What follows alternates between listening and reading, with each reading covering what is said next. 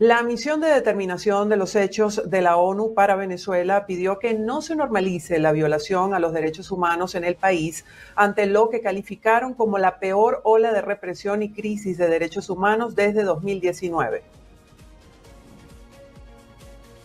Es fundamental que no se deje de hablar de lo que está pasando en Venezuela y no se normalice lo que está pasando. Porque lo que hemos visto también es que esta represión está ocurriendo hace varios años, no es algo de ahora. Ahora se está intensificando frente a las protestas populares, a una oposición política que está teniendo más protagonismo, digamos, político y público. Pero en realidad lo que está pasando hoy es una continuación de lo que ha venido pasando. Durante la presentación del informe, la presidenta de la misión, Marta Baliñas, alertó que en Venezuela se comete el delito de persecución política, un crimen de lesa humanidad. Some of the human rights violations we have investigated during this period represent a continuation of the same course of conduct that we previously characterized as crimes against humanity. These violations were not the result of isolated or random events, but rather are part of a series of events committed in implementation of a coordinated plan to silence, discourage, and suffocate the opposition to President Maduro's government.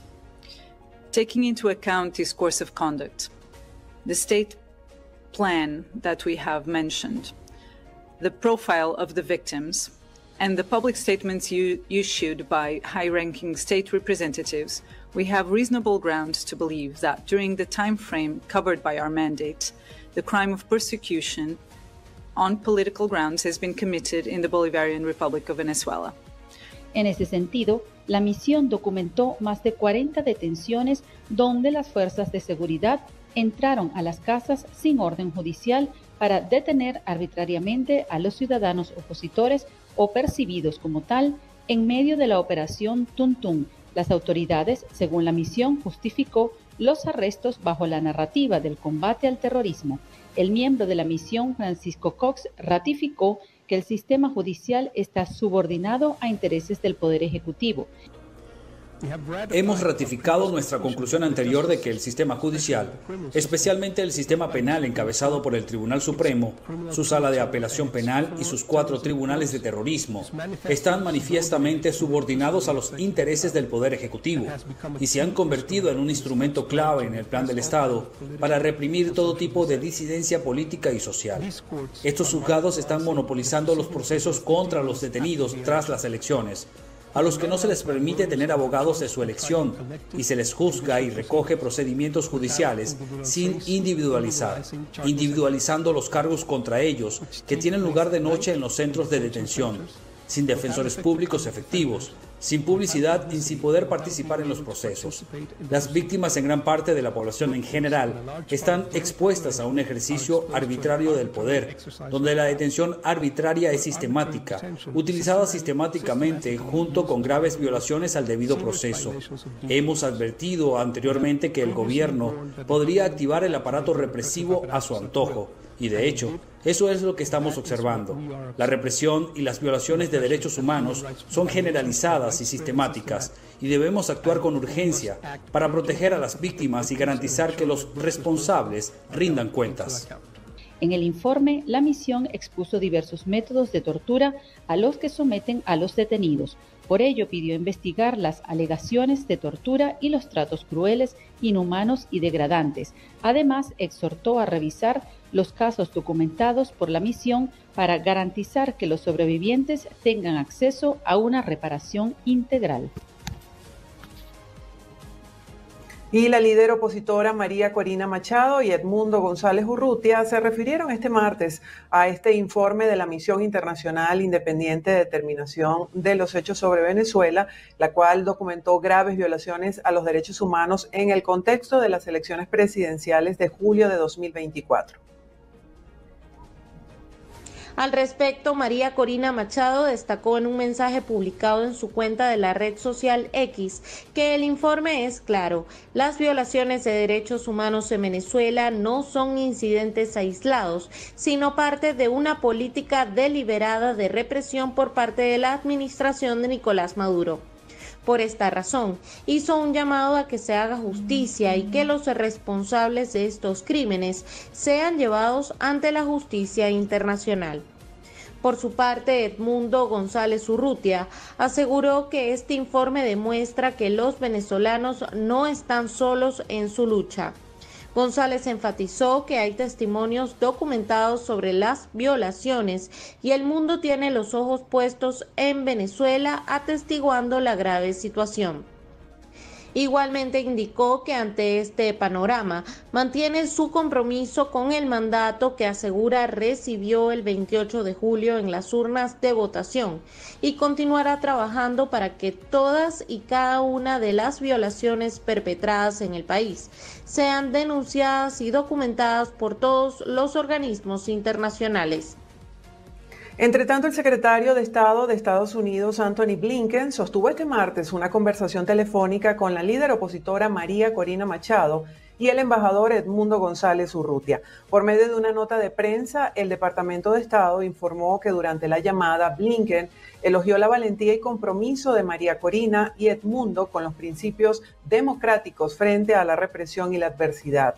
Durante el encuentro telefónico, el secretario de Estado les habría asegurado que Estados Unidos seguirá defendiendo el retorno a las libertades democráticas en Venezuela y se esforzará por garantizar que se respete la voluntad de los votantes venezolanos y exigirá cuentas a Nicolás Maduro y a sus representantes por sus acciones.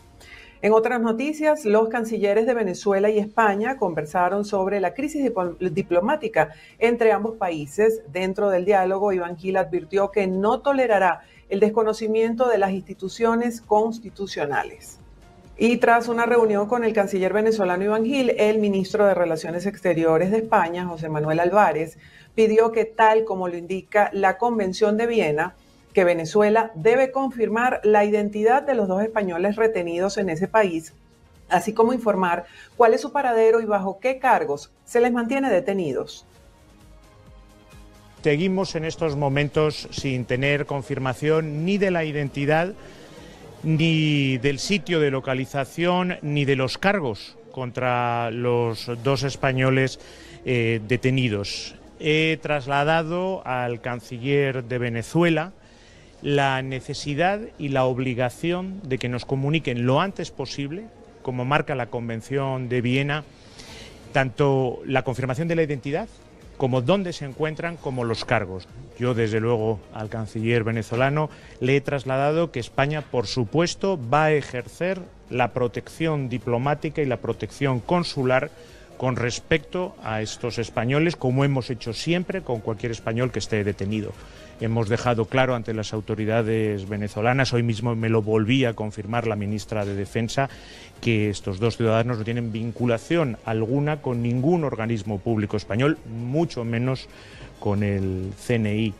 Este martes, el ministro Álvarez también compareció ante el Senado español y aseguró que si hubieran reconocido a Edmundo González Urrutia como presidente electo, estaría preso en Caracas. Señorías, si hubiéramos hecho lo que dice el Partido Popular, Edmundo González no estaría libre en Madrid, sino detenido en Caracas en estos momentos. Como jefe de la diplomacia, pienso, como le he dicho a Edmundo González, en la democracia en Venezuela, en los derechos humanos, en los derechos políticos de todos los venezolanos. Pero sí, señoría, pienso también en los 200.000 españoles que están en Venezuela, incluidos los dos españoles injustamente retenidos allí. Pienso en el 500.000 de venezolanos que viven entre nosotros. Pienso también entre nuestras empresas y sus trabajadores, y ustedes deberían de hacer lo mismo si fueran responsables. En su comparecencia ante los senadores, el ministro explicó que se reunió este martes con Edmundo González, que llegó a España el pasado 8 de septiembre para pedir asilo político, después de que fuera citado por la Fiscalía de Venezuela. Añadió que España fue el primer país europeo y uno de los primeros del mundo en exigir a Maduro las actas de las elecciones. Mientras tanto, en la tarde de hoy, el ministro de Interior, Justicia y Paz de Venezuela, Diosdado Cabello, anunció la detención de otro ciudadano norteamericano supuestamente involucrado en un plan desestabilizador en Venezuela. Según Cabello, fue capturado este ciudadano norteamericano en Caracas tomando fotos a las instalaciones eléctricas y petroleras. Y este martes el Parlamento Europeo continuó debatiendo sobre la situación política de Venezuela. Las diferencias entre los grupos políticos mantienen en suspenso el reconocer como presidente a Edmundo González Urrutia o únicamente su victoria electoral. El Partido Popular Europeo y los conservadores y reformistas europeos insisten en que la postura de la Unión Europea debe ser el reconocimiento de Edmundo González Urrutia como legítimo presidente de Venezuela, mientras que los liberales de Renovar Europa y los conservadores socialistas y demócratas prefieren no llegar tan lejos. Estos cuatro grupos políticos suman en bloque 375 escaños de un hemiciclo de 720 parlamentarios.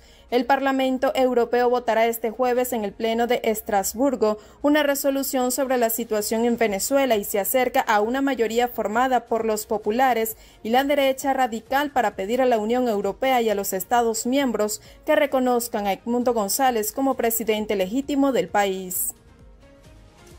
Luego de que fueran eliminados 95 vuelos semanales en Venezuela, Colombia pasó a ser la principal conexión del país con América y el resto del mundo.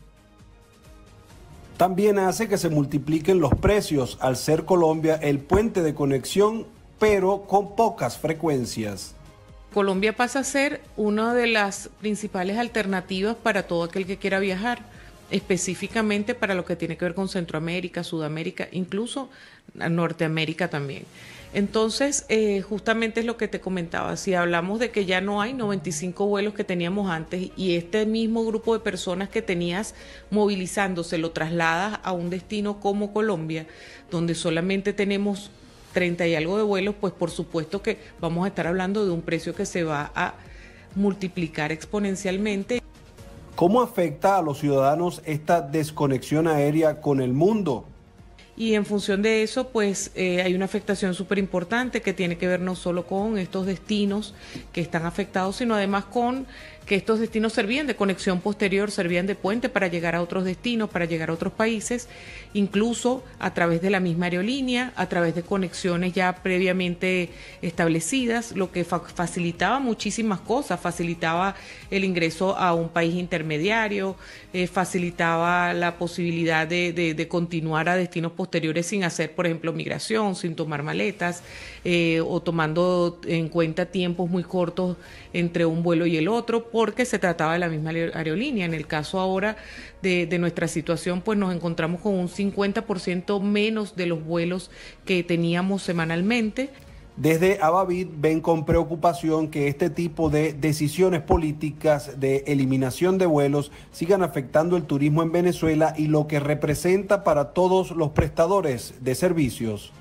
Es difícil pensar que alguien pueda tener dentro de sus alternativas a Venezuela como destino turístico cuando se le dificulta tanto llegar a este país. Esto en cuanto a turismo como tal. Sin embargo, esto afecta muchísimos otros aspectos, independientemente de lo que tiene que ver con turismo, afecta lo que tiene que ver con comercio, con lo que tiene que ver con negocios, con lo que tiene que ver con reencuentros familiares, con lo que tiene que ver con salud, con lo que tiene que ver con cualquier cantidad de aspectos de la vida cotidiana. Los países con los que Venezuela tiene conexión son los siguientes: Barbados, México, Cuba, Nicaragua, Brasil, Rusia, San Vicente, Santa Lucía, Chile, España, Portugal, Curazao, Bogotá, Trinidad, Turquía y Bolivia.